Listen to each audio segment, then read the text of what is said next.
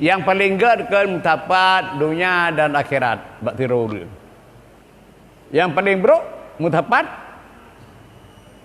katin kupo hana iman ke kupo dan papa baktirul. Ya, ni kalau tiban ket punya mutapat dunia akhirat. Contoh Abu Kuta. Contoh buat dah kan? Miu timu di Abu Ipi apa sih? Ada gunungku yang karis mati itu, hati kelo duku biasa kan? Kan? Jadi siapa negara dunia akhirat? Di mana agama? Di mana dunia?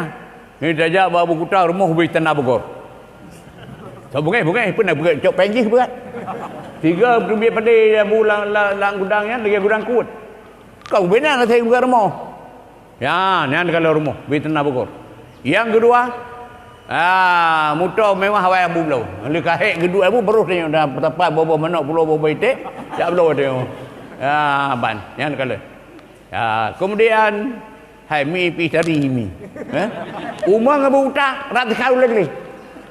Tapi dia belau mong diurang kan? Menjak baji yang marah, kabu dia belau. Dia abu pi kan geplek kan belau dia hai yang murah bagau. Yang murah bagau lagi.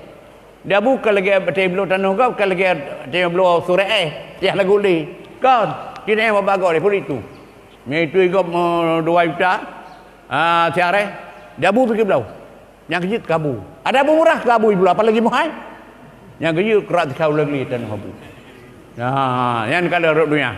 Kan? Ban. Jadi marah akhirat. Ya tak kau. Ketemu buai ke bantu dia teki-teki di gerajah macam-macam. Ya, jadi man kelaganya yang galak tu. Cuma ada ya abu ikutanya Abu Alun. Ya, dunia na akhirat na bagian. Cuma yang paling buruk dah. Kupo dan papa berterau rương. Lagi Cina kasihin. Iman ditan belanja hana. Aduh bukan KTP geroi. Kan kita usaha ada jut dunia benar sekadar, akhirat lebih penting.